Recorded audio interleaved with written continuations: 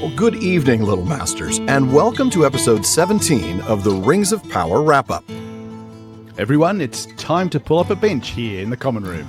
I'm James Tauber, the Sage of the South. And I'm Sarah Brown, Shield Maiden of Rohan. We're both here with the Man of the West, Alan Sisto. And tonight we're going to be talking about the episode named The Great Wave. Now, for a moment, I wondered if time compression had really been sped up here. Oh, yeah, I was worried. All 5 seasons in 4 episodes. I just let it all wash over me. Oh, it was fine. Thank you. I'm here all day. Glorious. That was beautiful. A quick welcome for those of you joining us for the first time. Here at the Rings of Power Wrap-Up, we talk about the plot, characters, and lore behind Amazon's The Lord of the Rings, The Rings of Power. And we also dive, no pun intended, into some of Tolkien's biggest themes like mortality, free will, and fellowship. Maybe, I don't know, preparing for a flood, and do our fair share of speculating. You'll learn something new about Middle-earth every time you listen, and we hope you have a few laughs in the process. We're glad you've joined us. And we hope you'll be glad you joined as well. Before we talk about this week's episode, we want to remind you that if you want some company as you read the books that Tolkien wrote, you should check out Alan's original show, The Prancing Pony Podcast. For over 6 years and 5 million downloads, Alan and his co-host Sean Marchese walked their way through Tolkien's Legendarium, from the Silmarillion to the Hobbit, and this season the podcast is starting The Return of the King. It's honestly hard to believe sometimes. Now look, some say that the PPP is the finest Tolkien podcast this side of Bree. And while Sean has recently stepped down as co-host, I am still around. And this season, I am co-hosting episodes with a genuinely all-star lineup of people in the Tolkien community. I've already recorded a couple of episodes with the Tolkien professor, Corey Olsen. Later this year, I'm going to be working with Matt from the Nerd of the Rings YouTube channel, as well as Sean Gunner, chair of the Tolkien Society. In fact, folks, James and Sarah here will also each co-host a few episodes with me later on this season. Humbly, I'd like to think there is no better companion for your extended trip through Middle-earth than the Prancing Pony Podcast. Now, before we get into this week's release, do we have any clarifications to make from last week's episode?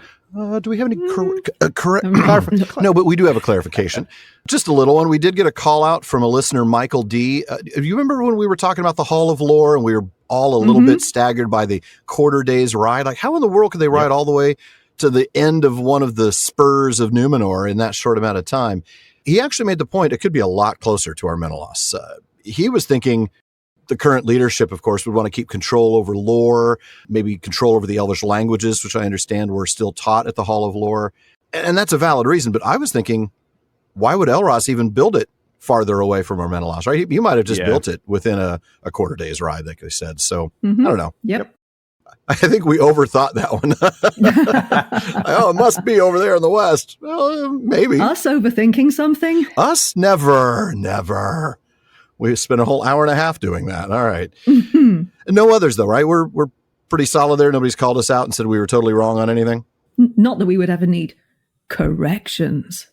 Clarifications, addendums. Those are perfectly fine. Enhancing of detail. Well, I think it's probably time to just jump right in, isn't it? I mean, this episode was a little bit more, it seemed to be more eventful than the last one, didn't it? Yeah, a little bit. Like my notes are a lot longer. Yes. Yeah, I'm looking at my many pages of notes right now. So let's go ahead and start then with the Númenor storyline, right? Okay. Well, I think we've got to talk about Miriel's dream, haven't we? I think so, yeah. Yes, that we don't know is a dream initially, right? We see the scene with the blessing of the children, which I think we'd seen in some previews before, and people had wondered what was going on with the blessing of the children, and then all of a sudden things start to shake. The island is stretching. It's a wonderful scene, isn't it? It genuinely really terrifying as that wave comes towards her. That's incredible. Yeah, at first you just see the water coming in sort of from screen left. And then you realize that behind the island is this incredibly large wave that, I mean, wow, that was a little intimidating, I have to say. I thought, well, she may not be on the top of the Meneltarma, but that's okay. You know, I mean, she's certainly still very high up in the city and gets to see the destruction of it all. And we'll certainly come back to discuss that vision later. But Yes, absolutely. Yeah. So a couple of things I picked out of what was going on in that scene. When she was conducting the blessing of the children, one of the things she was saying is she's talking about them being the future of Númenor, and the future is as boundless as the sunrise over the rolling sea, which given a second later, we have the sea coming over the rolling sea. That's slightly ironic. And when the rumbles first start, the next thing that happens is the petals of Nimloth. Yeah. I caught that same thing, and I thought that's really interesting, very symbolic, and another thing that we see later on in the episode at a very key moment. Well, yeah, twice, but I was thinking particularly in that crucial moment at the end. Absolutely. Yeah, the tears of the Valar.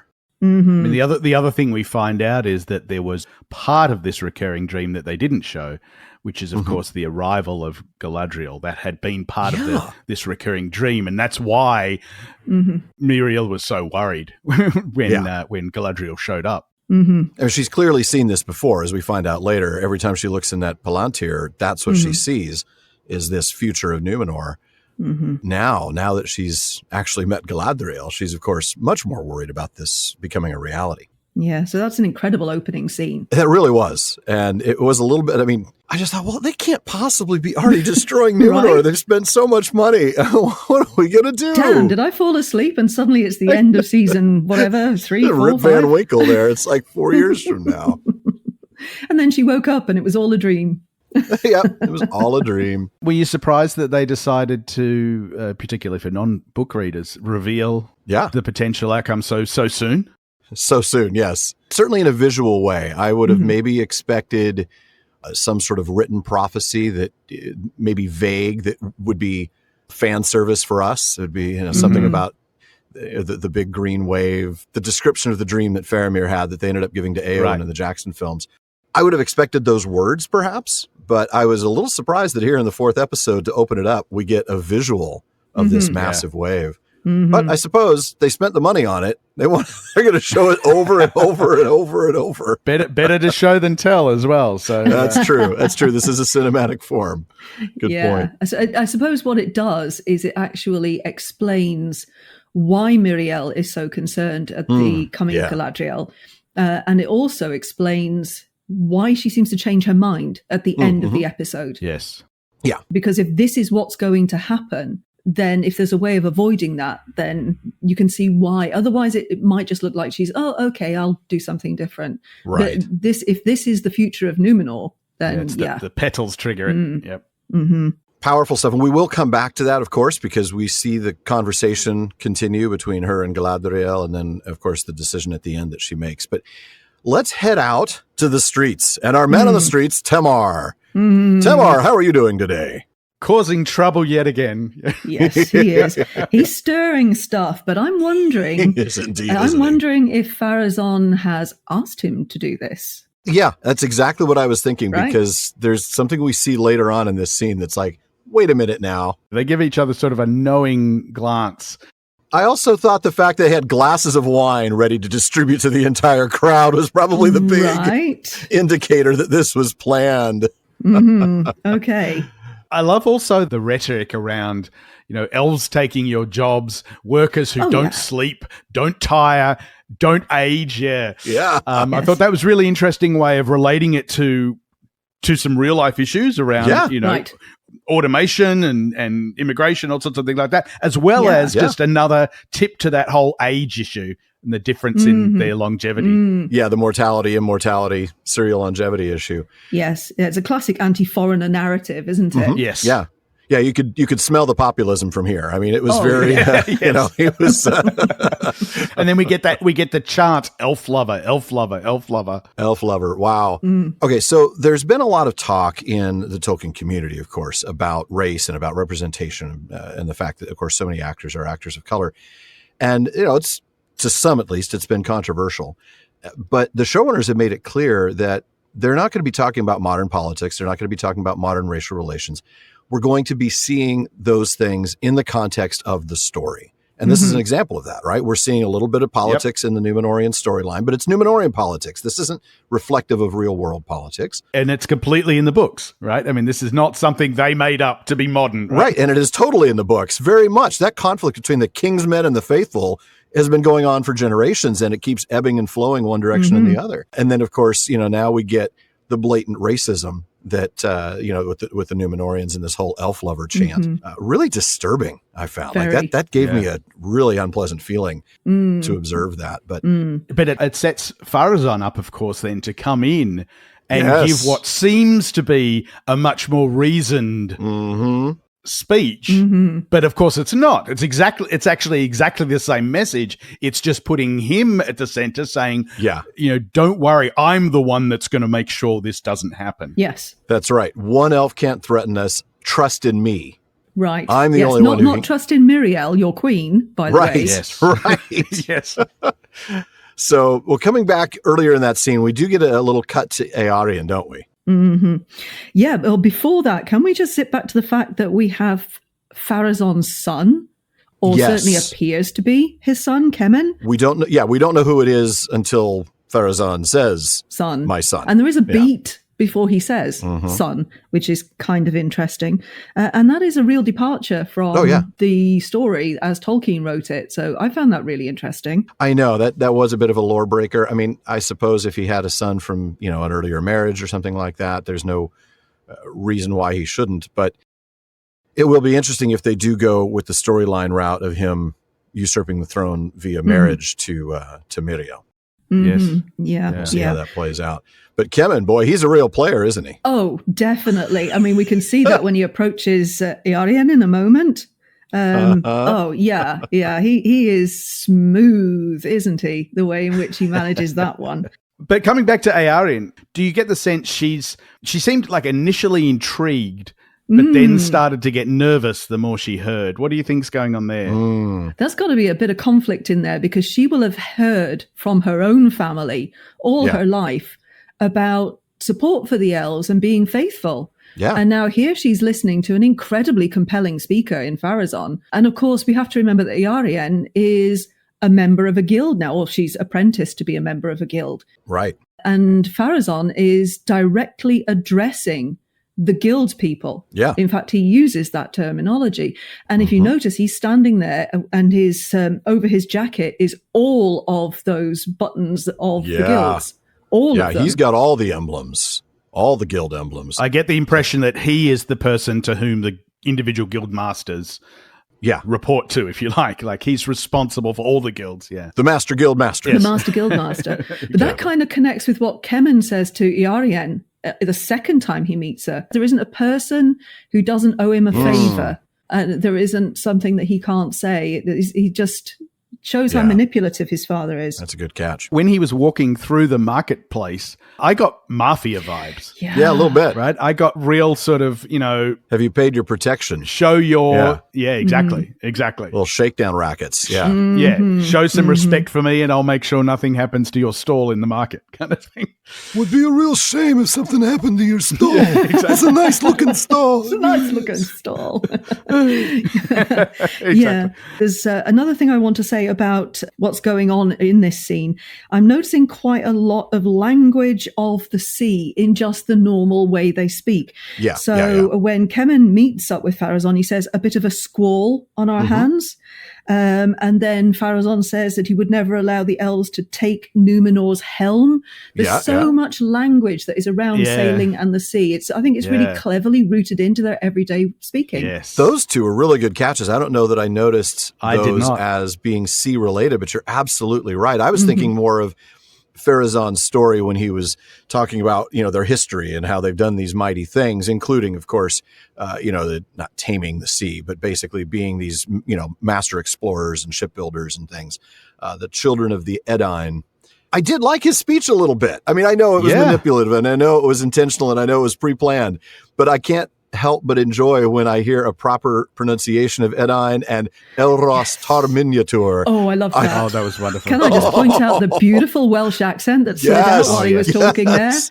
I was there for that. I know we're not supposed to like Pharazôn, but the casting was spot on, and Tristan did a fantastic job.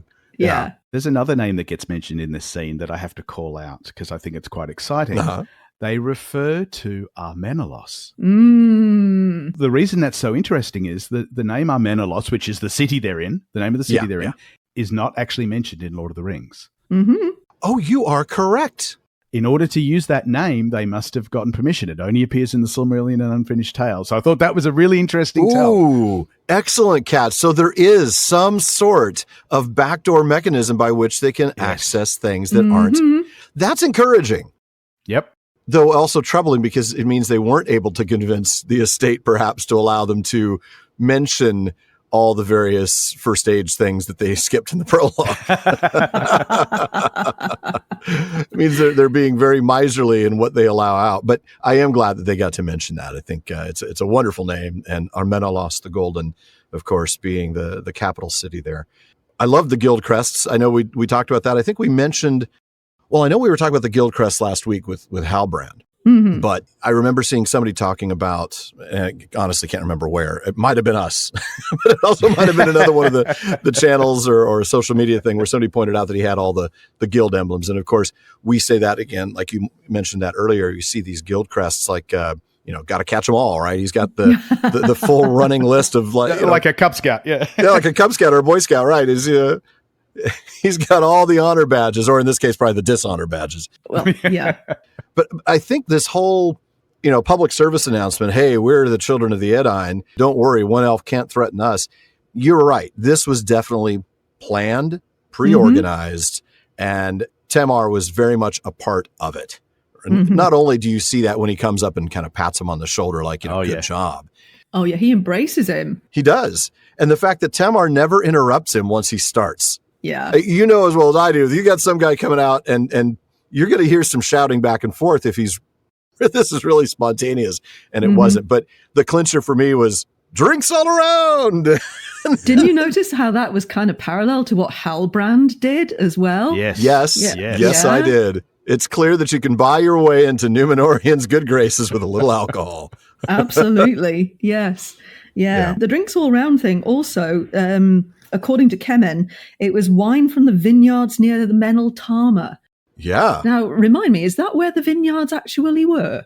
I don't remember. James, do you happen to recall off the top of your head where the vineyards were? I'm not sure, but it would not surprise me that in the... although that's also where all the tombs are located. So, it would be a decent place to grow wine. Get some good aspect on the sun in the... Yeah, that makes sense. All right. Well, one of the advantages of doing a podcast and not doing a live show is the ability to, edit so that we can then jump to this. I found the passage in Unfinished Tales. This, of course, is in the description of the island of Númenor. Paragraph 11, by the way, for those. Oh, paragraph 11. Following my citation system. Of course, that's true. I don't have that notation system in my e-text. The Hearnustar was in its western part, a mountainous region with great cliffs on the western and southern coasts. But eastwards were great vineyards in a warm and fertile land. Okay, so that's where the vineyards were in the eastern part of the Hearnustar. Mm-hmm. Which would be close to Menel Tarma. Yep. Okay, so the Hearnustar was the southwest arm or the southwest part of the star. So if we're talking about the eastern part of that being where the vineyards were, well, then they're going to be close to... It's closer. Yeah. They're closer to the Middlemar to where the Menel Tarma is. Interesting. It's it's always good to see a little nod like that. Mm-hmm. It's also a chance for them to mention the Menel Tarma. Yes. Which I'm not sure has been named yet, has it? I think that was the first time. I think so. It may have been. But Menel Tarma does appear in Appendix A, so that is allowable. Yeah. Without special dispensation. And it's been visible in so many shots. Yes. You see this big central mountain, especially in the far away shots, like when Isildur was in the Sea Trials, and you can look back and see the silhouette there of Númenor. Every time he looks at the coast, it's there. It's like Mount Fuji. Yep. Yeah, it really is very, very prominent. So the next scene is Galadriel and Miriel and Eärendil, and I really enjoyed this scene. So a little bit of humor going through here, and as well as it being quite tense between Galadriel and Miriel. Galadriel is very tense, isn't she? She never really chills at all. She seems so quick to defend Halbrand in this scene. Yeah. Like she takes Halbrand's side, right? Very much. Yeah, you're right. She really does. Almost he excuses his behavior. And I'm still very suspicious of Mr. Halbrand. I think we're supposed to be. The lost heir in exile to the throne of the Southlands is what she refers to him as. Miriel's response is hilarious when she says, and I suppose Eärendil here is a runic emperor. Yes. And his response is even funnier. Very long. And when he realizes that, that she didn't appreciate the humor. Yeah, no, that was a really funny little gag. I like that. But I think the thing that caught me in this scene the most was when Galadriel says that Halbrand's people are scattered, leaderless. There's one, but they might unite. And it absolutely reminded me of Jackson's Elrond when he speaks to Gandalf about men. They are scattered, leaderless, and Gandalf says there is one who can unite them. Yes, exactly. There's so many of these callbacks, not to the text necessarily, but to the Jackson interpretation. Yeah. And this was one of them that was very on the nose. Yes. Yeah, and it keeps situating Halbrand as an Aragorn figure. Mm-hmm. Yes. What did we call him last time? Aquagorn. Aquagorn. The reluctant king. Yeah. Now, one of the things that struck me about this scene, though, and I wanted to ask you about it, what's going on when, at the end of the meeting, Galadriel closes her eyes and then reopens them with almost renewed intensity? It seemed a very deliberate action. I don't know what was going on there. Do you have any thoughts on that? She seems to be almost kind of, it looks to me like her temper is rising inside her. In fact, she, a little bit later on, talks about how there is a tempest inside me. Oh, yes. And I think she's actually, she may be trying not to almost literally explode with her fury. And I think maybe this was my interpretation, because this is something I do. She's about to lose it, and she takes a breath and she closes her eyes. She's counting to 100, and then she says, in that case, I have no choice but to ask for another audience, and this time with somebody, higher up than you, Miriel. Yes. Which was a gutsy call. Wow. Didn't quite work out, though. No, it didn't. No.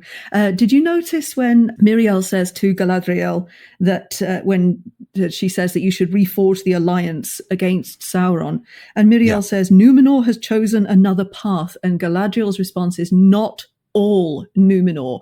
And you get a quick camera shift. It cuts to Elendil's face, and you can see him going, "Oh my goodness, don't rat me out." Shouldn't have said that. Please don't point to me. Don't look at me. No, I'm not here. I am fading into the tapestry. I'm just a runic petty lord. Oh, that was a little nerve-wracking for him, I'm sure. Yes, yeah. I mean, she's got to know that, though. I mean, Miriel knows that there's a remnant of the faithful still, including her own father. And I wonder if that might be who she was talking about, right? I mean, sure, Elendil was a little nervous, but in a way, I wonder if Galadriel was in fact referencing her father. Yes. Who she knows is an elf friend. I certainly don't think she was trying to rat out. She's not Elendil. trying to out Elendil. No. But Elendil is certainly going gulp. Yes. His heart's pounding just a little more strongly there. Yeah. Yeah. So Galadriel ends up getting imprisoned, and we get that little brief scene with Halbrand and her. And Halbrand is loving it. He is loving the fact she's been thrown. Well, let me guess. Tavern brawl. Tavern brawl. Sedition. Sedition. Yeah. And we will come back for what I think is a really interesting dialogue sequence with them. Oh, yes. Shortly. But we do get this cut out to Isildur and the Sea Trials. Once again, he starts to not pay attention. He's hearing this woman's voice. He's kind of off in this daydream. Yeah. I have a new thought on who the voice is. I'm wondering. So do I. I'll see if it's I'm wondering if it's his mother. Yeah. I'm convinced it's his mother. He seems to be looking at the Western Shores, and we find out again and again that's what his calling is. His calling is not to the sea. His calling is like his brother to the west, where the faithful live. And then Valandil, who's with good reason slightly annoyed at Isildur. just a little. Just a little annoyed. He says that Isildur has done nothing but brood and blubber about your dead mother. Yes. Oh, harsh. And to me, that's, I mean, apart from being, ouch, buddy, ouch. Seriously, you're supposed to be a friend. Yeah. Well, I'm not surprised he's a little annoyed at him right now. I think he's got good reason. Yeah. But I think, seeing as we've just had that moment of hearing that woman's voice, I agree with you, James. I think that is probably the voice of Isildur's mother in his head. Yeah. Yeah. Mm-hmm. Oh, in his head? Come on. I wanted it to actually be in the real world. I want it to be... No, I'm kidding, of course. like a siren song across the water. Oh. What do you think of the sea captain's actions in ditching all three of them? I thought, dude, that's not fair. It's an overreaction. I mean, that's the thing. The other two had nothing to do with it, and it almost feels like he'd been looking for a reason to get rid of them. Mm-hmm. And now that he's getting rid of Isildur, who might be viewed in some ways as their, I don't know, patron, right? I mean, like they got in on his coattails because of his connections, because he's Elendil's son. And maybe they got in because they're connected to him. No, I got the impression they felt they'd earned it, and he. Yeah, well, yeah, that's what I mean, right? But I mean, maybe the captain sees it differently. Like, oh, you're just his friends. But it is such a trope, isn't it? It's such a trope to create tension amongst a group of people by having the acts of one of them cause the rest of them to be just fired or dismissed. Or exactly, it's done all the time. It even happens in real life, right? I mean, that's the thing. It definitely is not an uncommon thing. Yeah. Certainly an overreaction, certainly doesn't make any sense, but it does set up the storyline nicely for not only the conflict between Isildur and his friends, but later when they are the ones who then lead and raise their hands as the first ones to serve. Right. So, it's a plot device to enable them to get to this space where this is all going to happen. Because if they're stuck in the Sea Guards, then... they're not going to be doing what they're now volunteering to do, because they can't. It also is an opportunity to find out more about what's going on with Isildur in the West. We get that expression about the West, the real Númenor. Yeah. And that garbage your brother used to spew. Yeah. So again, we're coming back to Isildur's brother, presumably an Eärendil, seems to be a faithful fanatic of some kind. Yeah. And that's, I think, going to be important to the tension within Elendil's family. That makes good sense. I'm really looking forward to finding out more about an Eärendil. I know that we won't for a while, maybe not even this entire season, but should be good. So before we get back to Galadriel and Halbrand, we get this very brief sequence with Eärendil and Kemen again. Kemen, of course, continues to flirt, won't take no for an answer. He's quite the charmer, and Eärendil finally bites, but I don't know. We'll see what happens with that storyline. I'm not so keen on the daughter of Elendil dating the son of Pharazôn. That worries me a little bit. I think it's going to illustrate this potential conflict that Eärendil has between the two sides. Yes. Yeah. To me, it seems to foreshadow the way in which she's going to be torn between one and the other. That's how I see that. And I think actually having her potentially dating Kemen would really be a good way to illustrate how that's going to be part of how she has to deal with this conflict within herself. That's a good point. That'll be an interesting storyline to follow, that's for sure. Yeah, but he is just as dexterous with words as Pharazôn, isn't he? Yeah, that is smooth. That is really smooth. Very smooth operator. What is it, the line where she says something about, I don't make a habit of... going off with strange men, and he says, if I see any, you'll be the first to know. Yes. And as I pointed out to Sarah earlier, I immediately thought of early career Hugh Grant. Like, 4 Weddings and a Funeral, Hugh Grant, that's the kind of... The way he delivers that line is very much that charm. kind of style of rom-com. It is almost a rom-com moment, isn't it? It is, because she runs into him literally, with the bucket and things. And then, of course, it's very much, I'm not taking no for an answer. We're going to go on this date. So, It's what the kids refer to as a meet cute. A meet cute. I've only heard that phrase once, and I heard it, I don't know, maybe a year ago. I said, what in the world is a meet cute? I had to look it up. My sweet summer child. You clearly don't watch the Hallmark Channel enough. Oh, no. I run screaming when the Hallmark Channel's on. I go upstairs and watch something else. Please, no Hallmark Channel. All right. I guess I've just lost ourselves a potential sponsor. Rings of Power Wrap Up brought to you by the Hallmark Channel. Never going to happen now. All right. Oh, no. So we cut back to Galadriel pacing in her tiny jail cell. I love it. Halbrand's just laying back. Like, what is the point of storming around in this place? And she's back and forth, back and forth, back and forth, spending her energy. I love this little conversation, right? I mean, Halbrand, who is he to give Galadriel advice? But he does. Galadriel is terrible at reading the room. She's awful at reading people.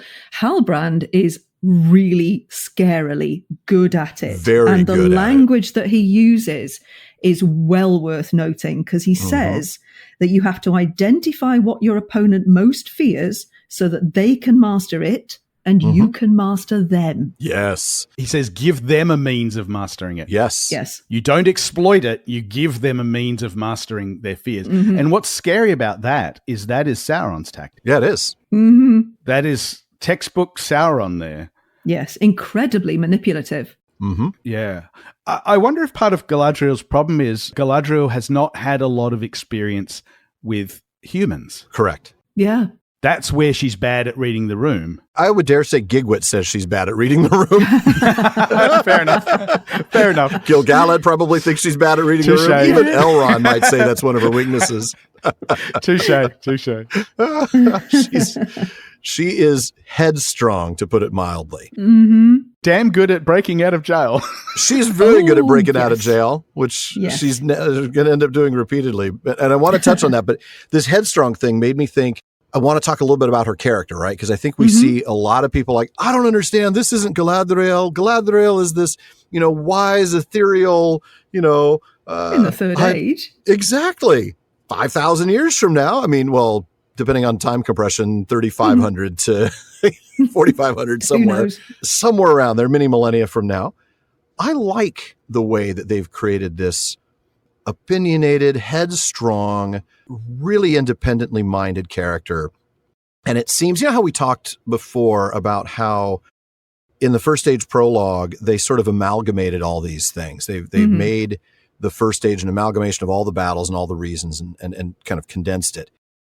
There's very much, I hate to say this because I don't like Feanor, but there's a little bit of a Feanorian streak in Galadriel where she's a little prideful, a little headstrong, and definitely thinks she's right all the time. Now, the difference is that she actually is, unlike Feanor.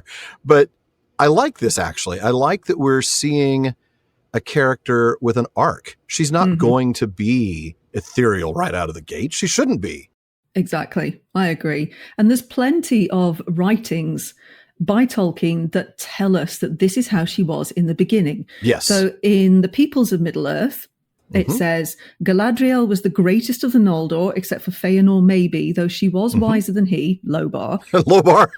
And her wisdom increased with the long years. Her wisdom increased with the long years. Which means it wasn't at its maximum in the beginning. Exactly. It also goes on to say she was proud, strong, and self-willed. Oh, yeah. She had dreams of far lands and dominions that might be her own to order as she would without tutelage. Yeah. Is what it says in The Peoples of Middle-earth. Absolutely right. And much of that we see repeated in the history of Galadriel and Celeborn in Unfinished Tales. It does, we see a lot of hints of the same kind of thing. Yeah. I mean, it clarifies, for example, in the Unfinished Tales that she was about 6'4" tall. Well, yeah. Morgoth's got a little bit of a challenge with that aspect. Yeah. So does Lloyd. If I was going to say, because Elendil's supposed to be 8 foot tall. There's a real dearth of 8 foot tall actors. That's the problem these days. Yeah. Also in The Peoples of Middle-earth, it says that she grew to be tall beyond the measure, even of the women of the Noldor. This is the important bit. She was strong of body, mind, and will, a match for both the lore masters and the athletes of the Eldar in the days of their youth. Yeah.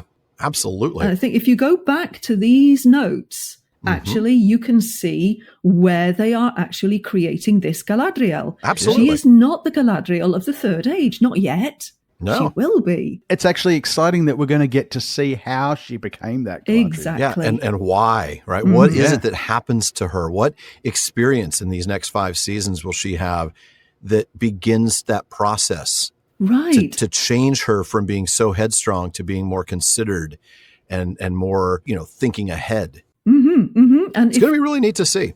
It's got to be part of the arc of the 5 seasons. I mean, she's front and center as one of the most important characters in this. Okay. Very clearly, yeah. How dull if she was exactly the same at the end of season 5 as she is at the start of season 1.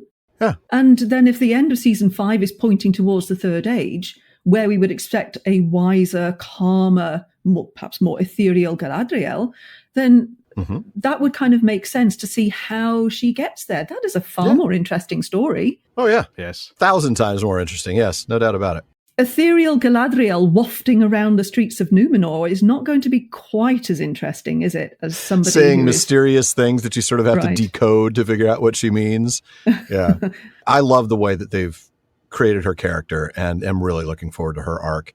I'm really frustrated by the complaints constantly about how she's not like the Kate Blanchett, not like the Jackson Galadriel. And it's like, come on. Anyway, I'm beating a dead horse here. Yep. Which would be sad because that would make Galadriel sad because she likes horses. It's the only time we've seen her smile. So, except for being referred to as a horse. She does reject that. That's right. I like horses. I don't like being compared to one. Don't do it, Halbrand. I'll reach through this jail cell and I will throttle you from here. I think she could. She probably could. Because then let's take a look at what happens when she is going to be led away. Pharazôn shows up. You're going to be sent back to the elves tonight. And she fights back, locks up the guards. Frankly, I got a little bit of the Keystone Cops vibe. I mean, it was incompetent. What kind of guards are you? I'm glad to see that our man Phil was not one of the guards that was embarrassingly thrown in jail. We would have been so disappointed in Phil. It's so sad. But I think the interesting point here is not necessarily that Galadriel escapes, because she's done that before. She has. It's what Halbrand says to Pharazôn. Yeah. When Pharazôn says, well, I can't just let her go. And Halbrand says, well, yes, you can, if you know exactly where she's going. So Halbrand is like, yeah, I'll tell you.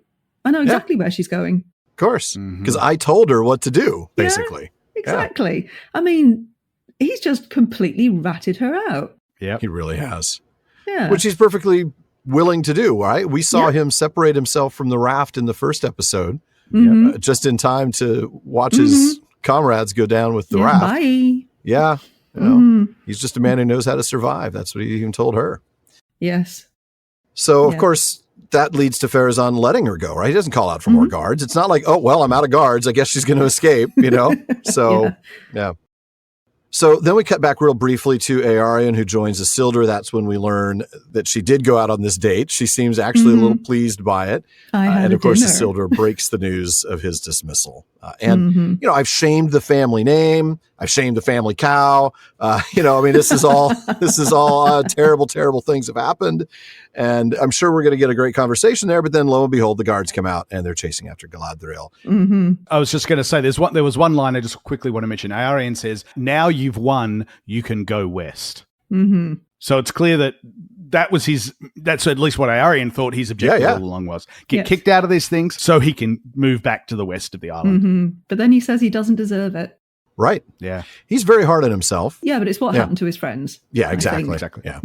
If he had quit on his own, which he should have just quit instead of trying to get himself fired. This is the problem when you just want to try to get unemployment insurance. You just should have resigned instead of trying to make the boss fire you, because it all backfired. Exactly. It definitely does. He should have gone and had a word with HR, actually, after the shipmaster ditched all 3 of them, because that was clearly bad.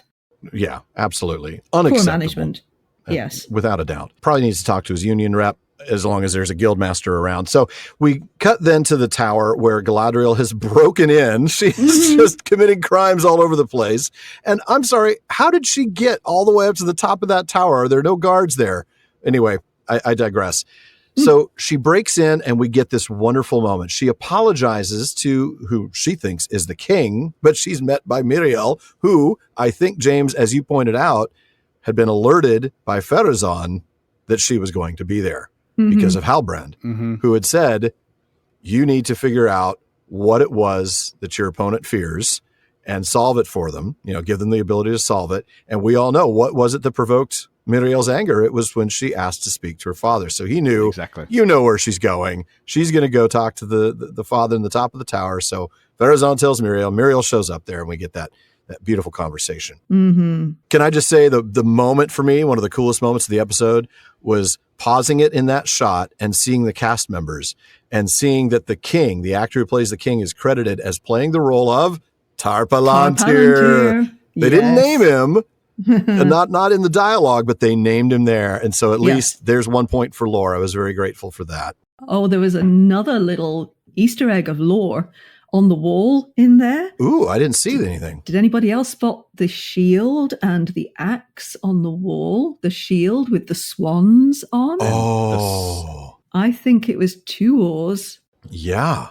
And the sword. And the sword, yes. I first of all noticed what I'm absolutely convinced was Tuor's shield and axe, because the shield is exactly as I've seen it described.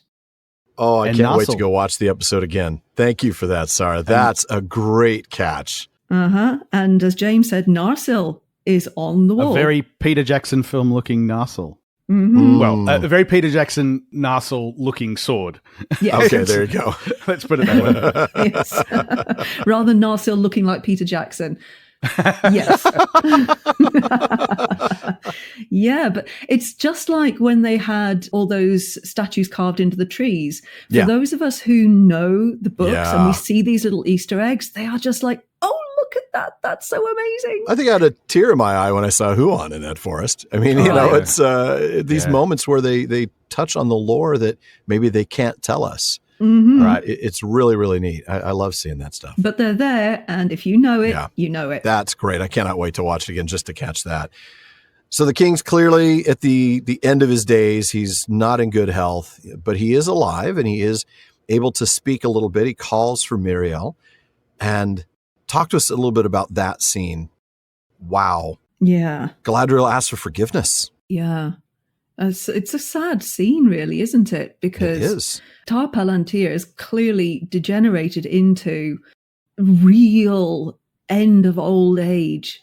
Yeah. And if when you read about the Númenorian kings, up until like about halfway through the line of kings, they would hand over the scepter long before they became their this decline, old into their decline. And then that changed. And with that change, it then became a thing that they all held onto the scepter until they were in their literal dotage. And here you have the problem with that, because Miriel is still only Queen Regent. She's not truly queen. And that's always going to be a problem when you've got somebody who is the king is still alive. She's not sort of fully in charge, if you like.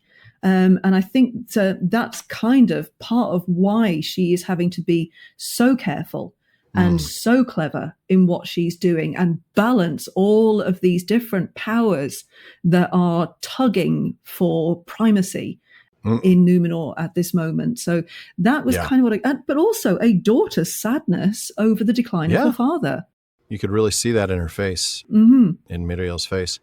Yeah.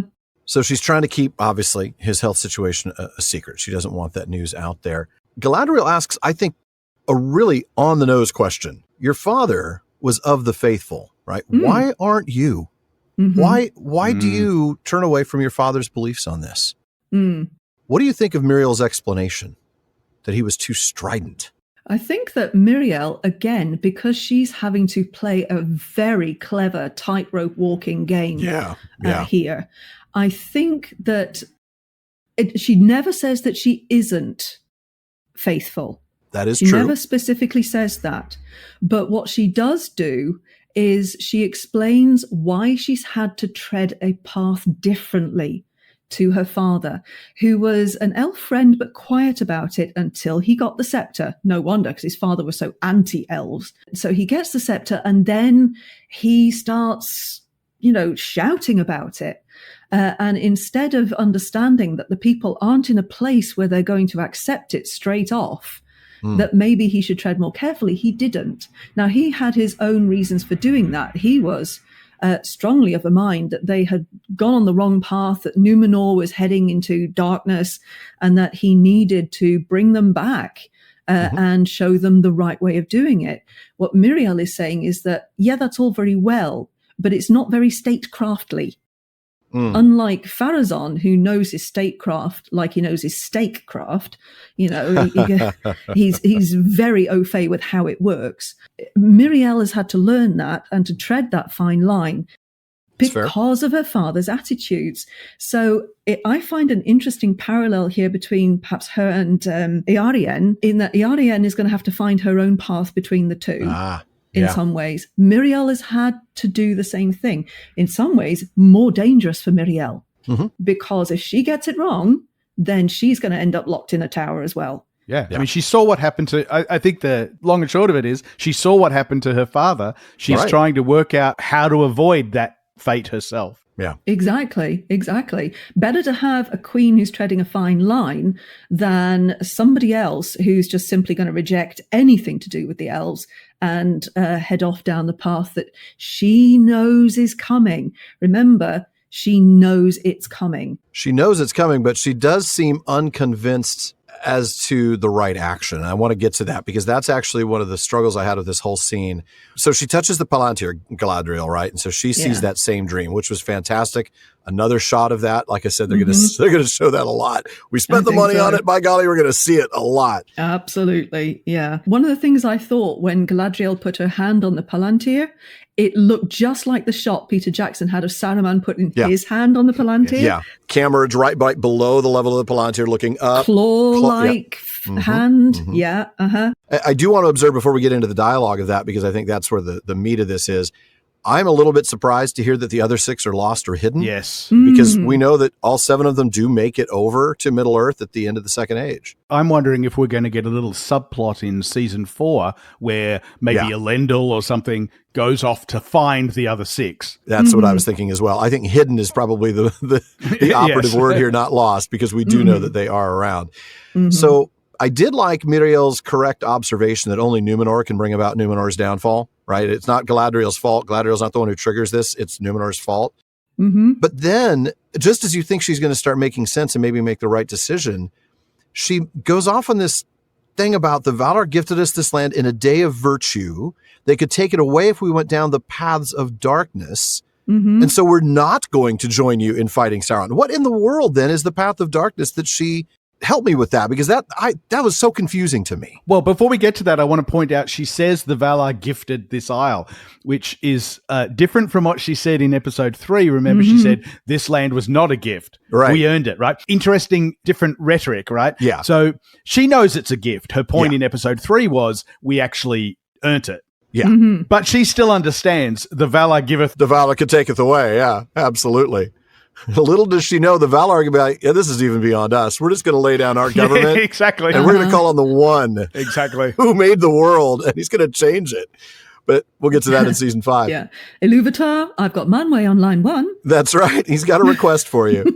A little terraforming request. So I was very confused because she talks about, we could lose this land if we go down the paths of darkness.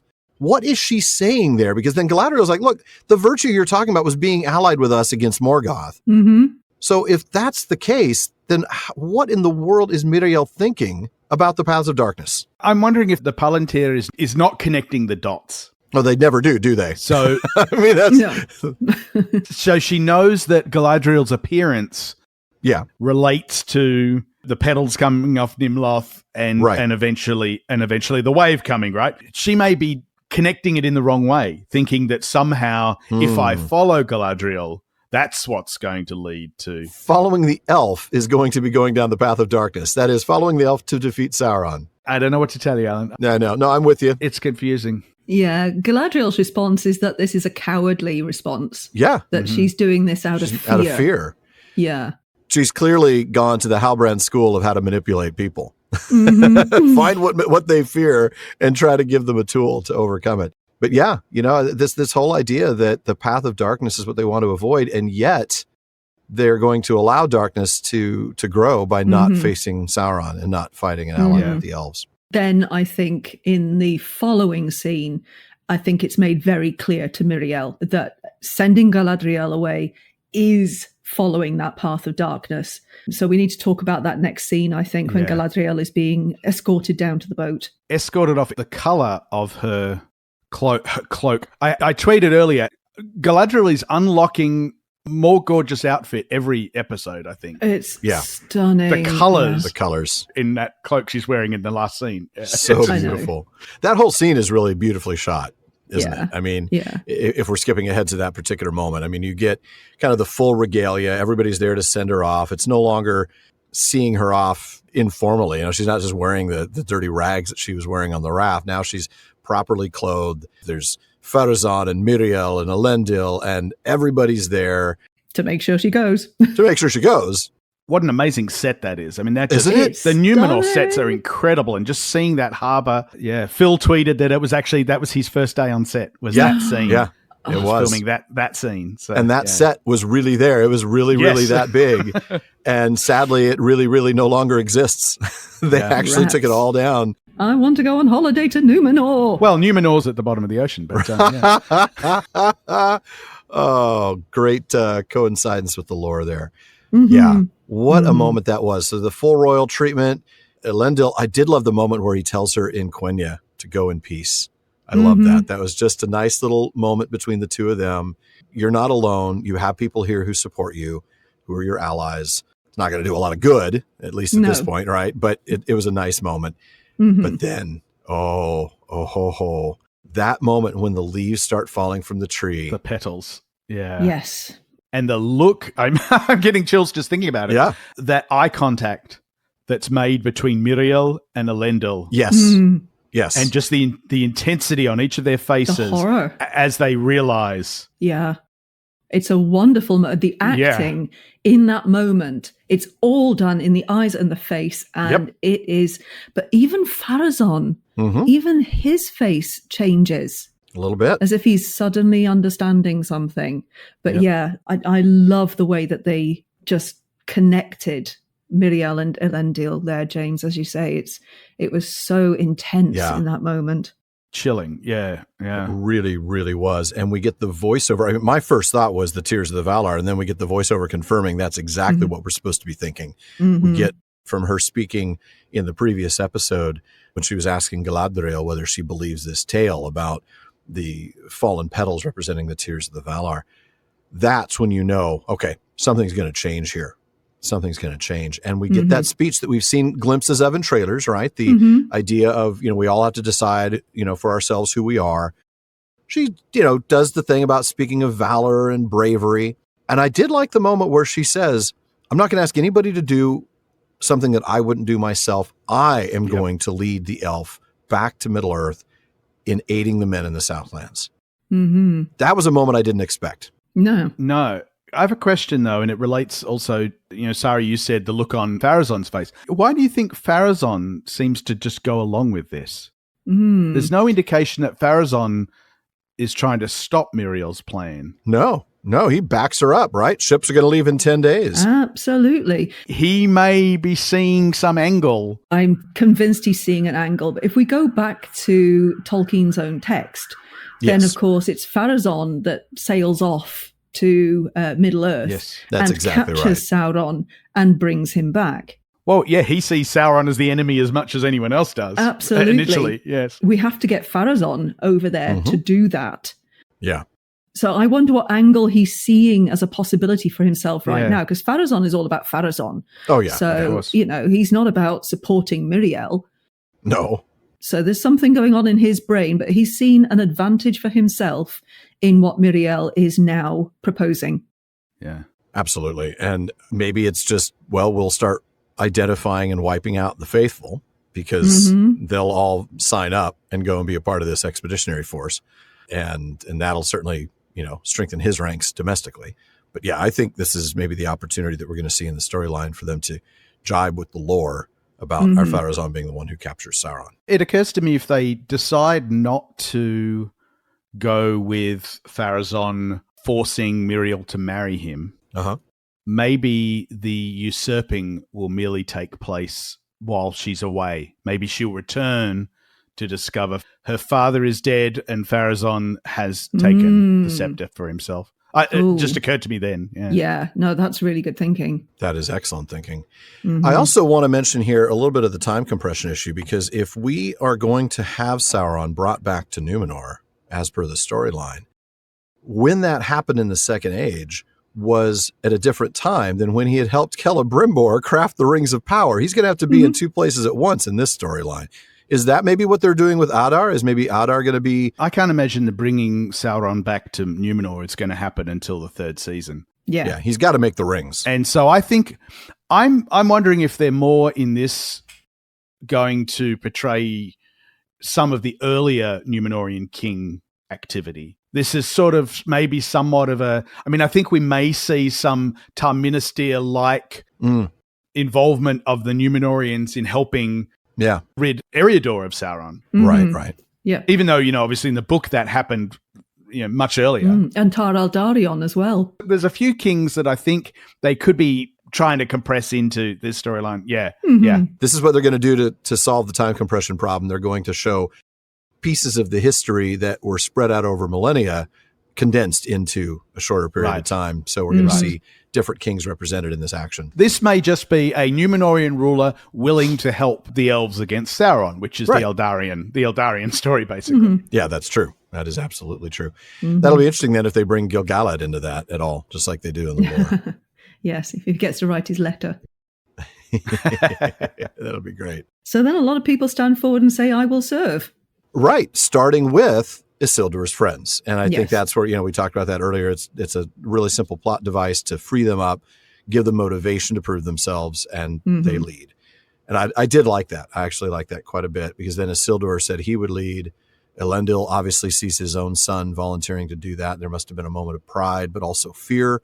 And then the crowd, which is clearly fickle. I mean, this is the same crowd who a few days before... Elf lover, elf lover, elf lover. And now they're ready to go and fight Sauron on behalf of the elves for this guy who is just a rabble-rouser. So, yes, but it's a nice sort of segue for us to be able to talk about the Southlands, which is where they're supposed to be heading off to. So that's true. Let's talk about Eärendil and Adar. Adar, father. So we cut to the orc camp. That's where we see Eärendil on his knees. The orcs are threatening. Adar comes. We get that moment that we've seen in the trailers before where they all bow and show respect as he passes. And we finally see his face. An elf with scars, with maybe burn scars. Burn marks, it seems, Looks like. Yep. Then there's that moment with Magrot, right? The one who'd been hurt in the battle with the elves out in the sun. Yeah. And he kills him.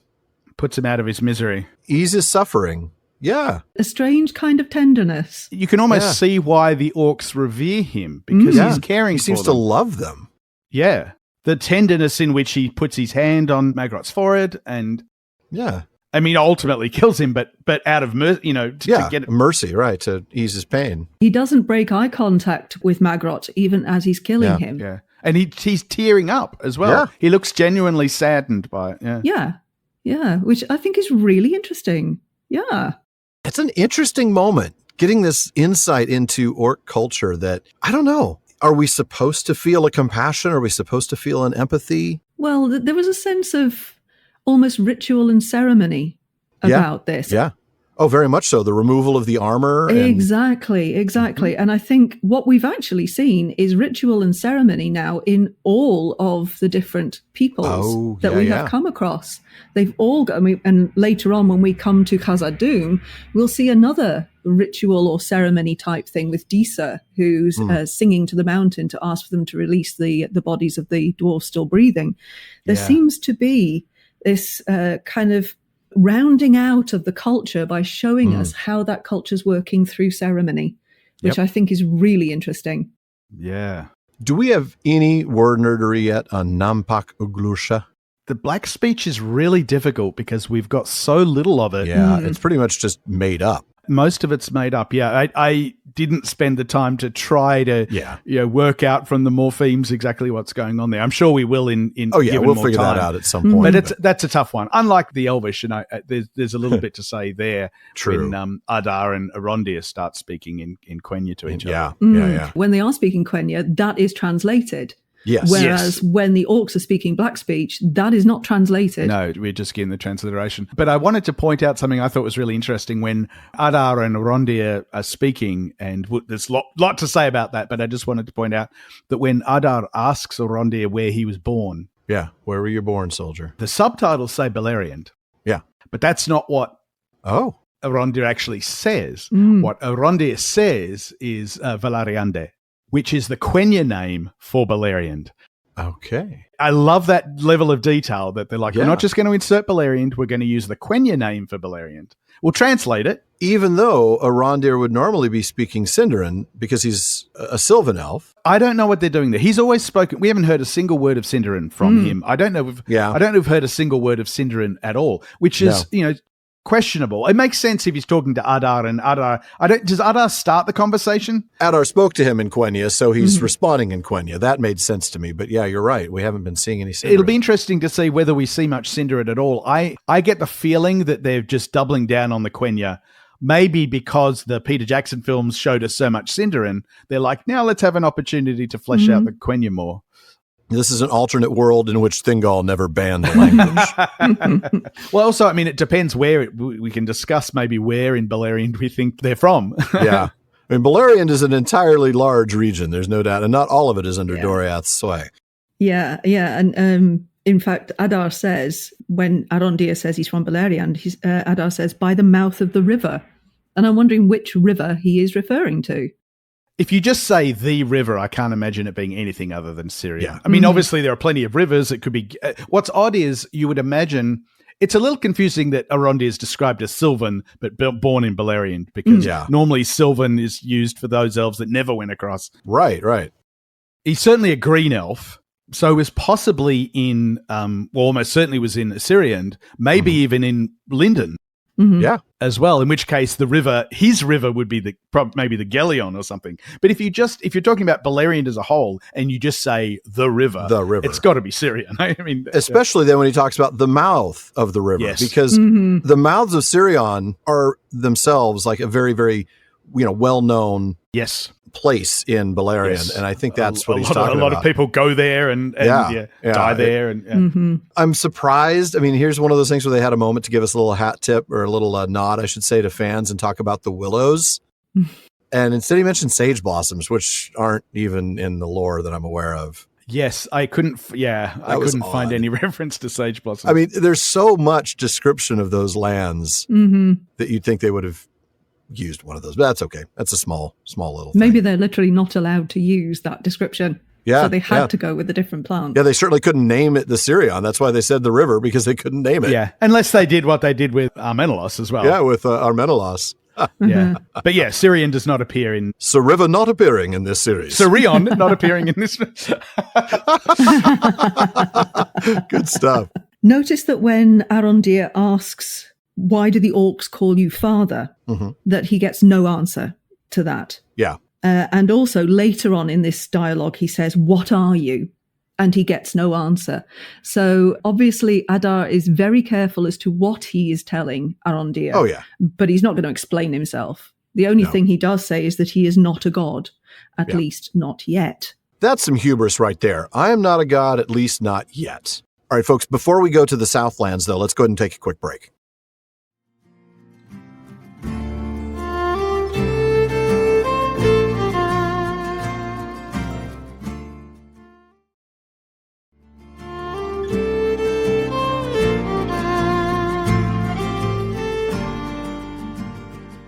Well, folks, we are actually going a little too slow here, so we're going to step up the pace a little bit and move on.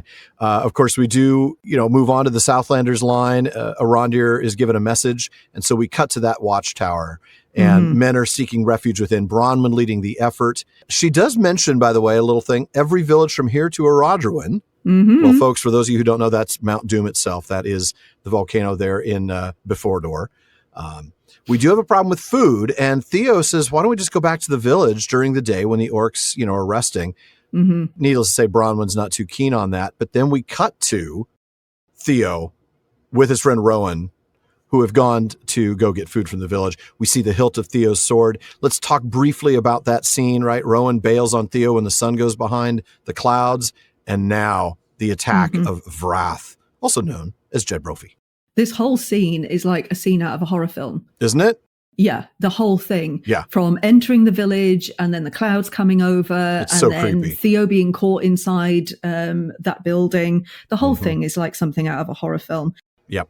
And being caught by Vrath is terrifying because, Yeah, I mean, one of the things that happens, of course, is Vrath actually injures Theo and then licks his sword to taste the blood. That's a Jackson-esque moment, though, isn't it? Yeah, very much so. Yeah, I was noticing a lot of callbacks to that, but I would also expect that with Jed Brophy, who is himself a Jackson callback. Exactly. Yes. Vrath recognizes the hilt, wonders where he got it, and it becomes clear at the end of that scene when Theo's hiding in the well, that is what they were looking for. After. Exactly. It's confirmation that they were looking for the hilt. Absolutely. Yeah. So Rowan does make his way back with plenty of food, but not with Theo. So Mom's a little upset there. We don't see her leave, but later on we'll discover that's exactly what she did. So we cut back to Theo in the well. Now, I got to say, maybe he would have been better off to wait until daylight. I don't know. Right. Yeah. That's what I'm thinking. Is night the time you want to try to escape from orcs, or is daytime the time you want to escape from orcs? Exactly. But he does, and he also tries to grab some grain. I'm thinking, just get away, man. I mean, just run. But it wouldn't have mattered. Vrath was waiting for him right there. Wonderful jump scare moment because, you know, he thinks he's made it. He's got the smile on his face. I can't believe I've done this. Whoa. Yep, exactly. And then that moment when Vrath says, maybe losing your arm will loosen your tongue, and you hear the sword going through flesh. And you see the blood splattering down onto Theo, and you think, oh my God, what's happened? Theo they've actually amputated his, man. Exactly. And there's Vrath with a sword through the belly, which again reminds me of that scene in Fangorn Forest where the orc gets the sword through the belly. Which very, very, you know, with Merry and Pippin. It was kind of like that again, wasn't it? Very much so. I think there's a number of callbacks. I wonder if that should be a new intro segment. How many callbacks to Jackson's films do we see? Exactly. So, of course, Eärendil saves him, and we get that amazing moment, that slow-mo chase. We get the arrow catch from the trailer. The music is phenomenal. Yeah. The music is absolutely incredible. The whole scene there is so well shot and well directed. And it's almost misty inside the forest, and the orcs coming out of the mist, and that constant danger, the constant terror of what's going on. Then Bronwyn coming over the rise there. It's just such an amazing moment. You see the fear in Theo's face at seeing his mother. You hear the fear in Eärendil when he sees Bronwyn. And, you know, he's just trying to get them out of it. Get out, run. And then they get out of the forest, and suddenly Eärendil's got his sword out. Bronwyn's got a sickle out. Do not get on the wrong side of Mom. And the sun comes out. That's a good point. Sun rises. The sun rises. Oh. And there's something wonderful that happens next, which I have to point out. Yeah. There's this transition. So in film music, in film scoring. Yes. We talk about diegetic music versus non-diegetic music, right? That's the difference between music that's just in the background versus music that's actually in the story. Yes. So if you've got somebody singing on screen, that's diegetic music, right? When you've just got Bear McCreary's score playing, obviously there's not an orchestra in Middle-earth playing along. Right. That's just the backing. But they do this amazing transition from non-diegetic to diegetic. As they're there watching the sunrise, there's this choral music playing, and then you hear this single voice singing, and it's absolutely glorious. And you think it's just background music. Exactly. And then we find out it's Disa. I know. I thought the same thing. I got chills when we cut to Moria. Exactly. It's an amazing moment. I love that they did that. It's stunning. I agree. It's beautiful. And we'll get to that storyline a little bit. Yes. But I do want to finish up the Southland storyline because I know we're running short on time. So we come back and we end up seeing Bronwyn and Eärendil on the battlement. This is when we get the message from Adar: you can live if you forsake your claims on the lands and swear fealty. So that's not going to happen. We cut to Theo and we get that incredible moment that we've seen in the trailers. Have you heard of him, lad? Have you heard of Sauron? Which is strange. Why all of a sudden is Waldreg has the scar from the hilt? Yes. How is he able to foreshadow? Why is he all of a sudden He's a very different Waldreg than we He's a very saw different Waldreg. You almost wonder whether he has to have several drinks in him first because he's clearly inebriated. I think he's been hiding this for a very long time, hasn't he? And now that he's seen where the hilt is, he feels like it's time. He sees a kindred spirit in Theo, which is worrying. Yeah, it is. Right? Because I'm not sure I'd want to be a kindred spirit of Waldreg. No. He doesn't appeal to me very much. No. But the fact that they now have matching scars, so Waldreg obviously has used that hilt in the past. Yes. And he says it's not a sword, it's a power. Yeah.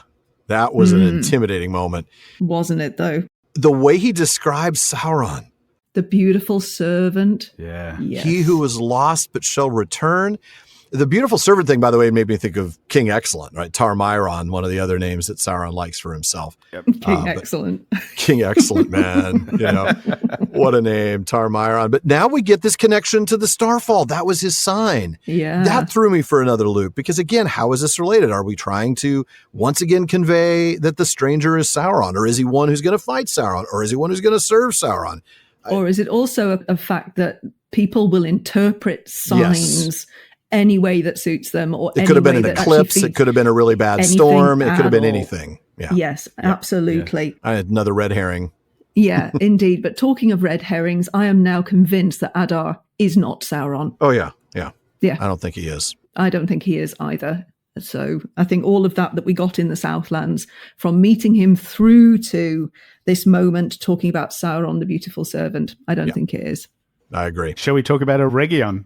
Eregion and Moria, right? So there's a very brief moment in Eregion where we get the kind of the early stages of construction on the tower that's going to house the forge. That's going to be a really impressive sight. That furnace looked amazing. Didn't it? I thought the same thing. I thought, wow, this is going to be incredible. Amazing when they complete this. Mm-hmm. We do get a moment where Celebrimbor talks about a prophecy that Eärendil told him. Obviously, it's not in the books.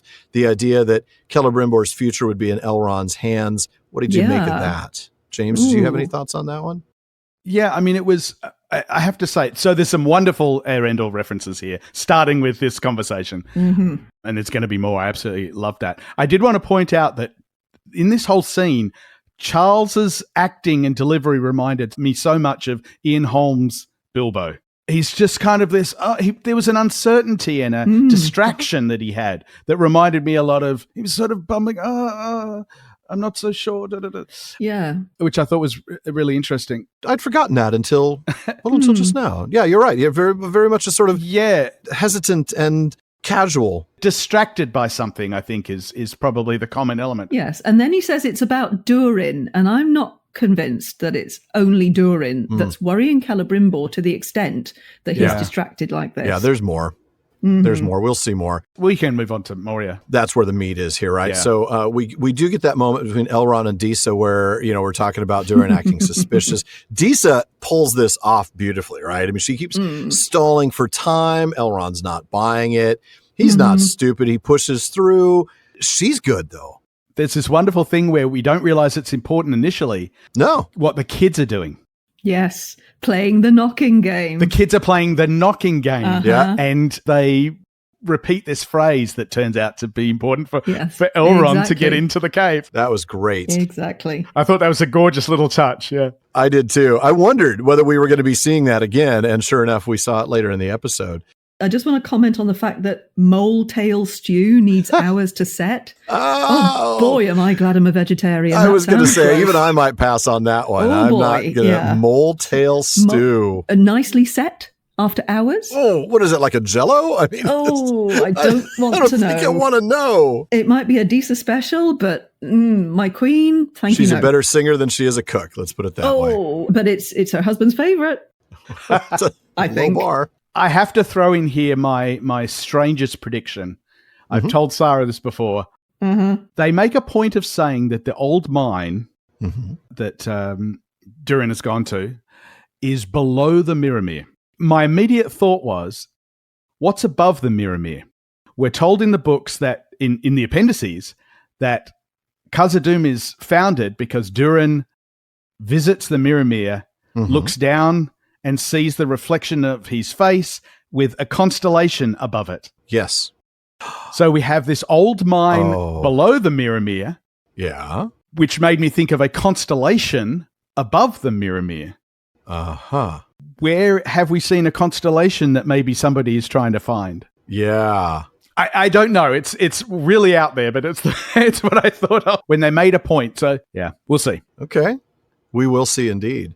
I love this scene between Elrond and Disa and the tension and, oh, you're accusing me of being dishonest. And then she pulls out yet another story. She's so good at it. Mm-hmm. But Elrond is better because even though he was supposed to be escorted out, he catches them talking. Apparently he's a master lip reader. I just kept thinking, what do your elf eyes see, Elrond? Apparently something about this old mine near the Mirror of Mirrors. So he goes down there, and that's when we get the rhythmic song that the kids were singing. He finally figures out how to open the door, and we get that confrontation between him and Durin, which is actually even a little less intense than I expected it to be. I expected Durin to come just flailing at him. Like, how did you get in here? Durin actually seemed to get over it pretty quickly. He did. Yeah. Like initially, he's sort of like, I can't believe you were just here for the mithril. He gets over it pretty quickly. Well, I think the oath helps. He believes Elrond. The oath, where Elrond swears by his father. In my notes, I wrote the toughest NDA ever. Yes, swearing on Eärendil the Mariner. Yeah. I was a little bit disturbed by parts of that vow. Yeah. When he says the dwarf anger outlives even elven memory, and the power of this stone will doom you and your kin to sorrow to your last day on this Middle Earth. That's brutal. Ouch. That's what I'm saying. I wouldn't sign an NDA like that. Neither would I. But, Elrond does indeed endure a heck of a lot of sorrow in between now and finally leaving Middle Earth. Yes. And we know it. Yeah. I wonder if he breaks the oath. Ooh, that would devastate that friendship. I was just going to ask James about the language where they're talking about mithril. And Durin says that in our language, it's grey glitter. In yours, it would be mithril. And Elrond says, no, mithril. Any thoughts on how they're actually parsing the Elvish there? So raud might be a reference to the Quenya word for metal. So in other words, Durin is initially describing it as silver metal would be maybe what mithril means. And Elrond corrects him and suggests, no, mithril would be better, which means more silver brilliance. Ril is brilliance. He's giving it a more descriptive, less prosaic name, I think, is what's going on. More there. Elvish than Dwarven, then. Yes, it's not about it being a metal, it's about it being brilliant. Yeah, that makes more sense. Well, then, of course, we get the dramatic moment, the collapse of the mine shaft. And that's when we segue into what you talked about, James, with the music. When we come back to this, we're coming back to Disa singing at that ceremony, which, of course, Sarah, you talked about how we're fleshing out these cultures with how they deal with various ceremonies. And it is fantastic. The singing is rich and gorgeous and emotional, powerful. And it turns out it's a plea to the rocks to let the dwarves live, to surrender up their bodies while there's still breath in them. What a moment that was. You could see her comforting the family of one of the miners, I'm sure. Is this where I say the miners, not miners? Sorry. See what you did there. Galaxy Quest, yes. Yeah. The way they're fleshing out the dwarven culture is just lovely. Oh, I am loving it. The dwarven culture right now is my highlight. Yeah. Yeah. I loved Elrond's response, by the way, when she apologizes. I'm so sorry I lied to you. And he's like, I'm glad you were faithful to Durin, to my friend. I thought that was good. Yes. Yeah. And then thankfully, of course, all four are still alive. Durin, burying the lead, comes back kind of says, well, they got him. Oh, they're alive. Thanks a lot, man. You could have said that early. And instead of coming in saying, it's alive. Yeah. It's alive. Then we get a sequence that I think was one of my favorites in the entire episode. And it's the one where, of course, Durin reveals these incredible tensions that he's having with his father. And it leads to this moment with Elrond talking about his dad. Yeah, it's and highlight of the episode. Highlight of the episode for me. I cried. Yeah, I really had tears because we have talked about this before. And, you know, the idea that Elrond grows up as essentially an orphan, but here we get what that means. That turned into a reality. We get him talking about what it means for him to grow up without his dad. Yeah, it's a great legend. It's a great story. Your dad's a star. He's a hero. He saved the world. Yeah, but I miss my dad. Yeah, but he was my dad. There's two aspects of it, right? He starts off saying that he's so worried he could never live up. Yes, right. Is he proud of me or is he disappointed in me? Exactly, because Eärendil was, arguably the most important person in the First Age. How do you live up to that? All of First Age funnels down to Eärendil, and the rest of Middle Earth history funnels out from Eärendil. Yeah, exactly. But guess what? Elrond, I think, delivers, in my opinion. But anyway, yeah, he's worried. How could I ever live up to my father? I would hate to hear his judgment. And then he says, no, I would love to be judged by my father if it just meant one more conversation. Yes. So heartbreaking. So heartbreaking. It's wonderful. Like you said, James, tears, definitely, as I'm watching that scene. What a moment getting that him now was. Thinking about it. I know, I'm getting goosebumps just thinking about it. And it's all a lesson for his friend, right? He's not just saying this to unburden his heart or to share, what he's experiencing. He's saying this to say to Durin, don't waste the time you have with your father. Yeah. Yeah. It's well worth it because Prince Durin goes to see his father and he apologizes and they have this moment which starts off and you think, okay, is King Durin going to be grumpy? Is he going to just say, he's a dwarf, he's always grumpy. He's always going to be grumpy. You've got sandstone in your granite. Sandstone in your granite where the elves are concerned. Yeah, exactly. And actually it turns into a great father-son moment where they then go on to have this discussion about Lindon and Prince Durin going off to Lindon, and there's approbation from his father. Yes, good, Durin, good, yes. You had good intuition there. Follow that intuition. Find out what's really at work. Go. Coming back to him always being grumpy, notice he says that even in my anger. Yes. Sometimes, especially in my anger, even. Yeah. As a dad, I so get that, right? I mean, I have to get angry with my 10-year-old son sometimes. And when that happens, I will often pull him aside later and say, you need to know, I still love you just as much right then in the middle of that anger as I do when we're having a great time. Yes. And that doesn't change. I am always with you, even in my anger. What a powerful line. It's wonderful. And to me, it actually brings together what I think is the overarching theme of this episode, and that is parent and child. If you look at it, you've got Miriel and her father, Isildur and his father, Kemen and his father, Theo and his mother, Durin and his father, Elrond and his father, and the orcs and Adar. Oh, my goodness. It's all about parent and child. Wow. All the way through this. That is connecting up the dots for everything in this episode, in my opinion.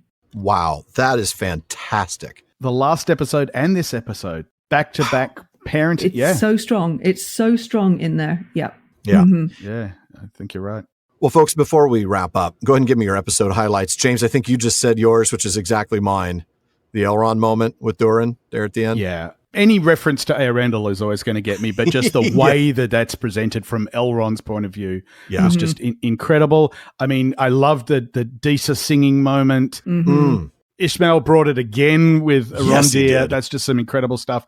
I also just want to say the cinematography and the color palette is just gorgeous. Rich. The lighting and the colors.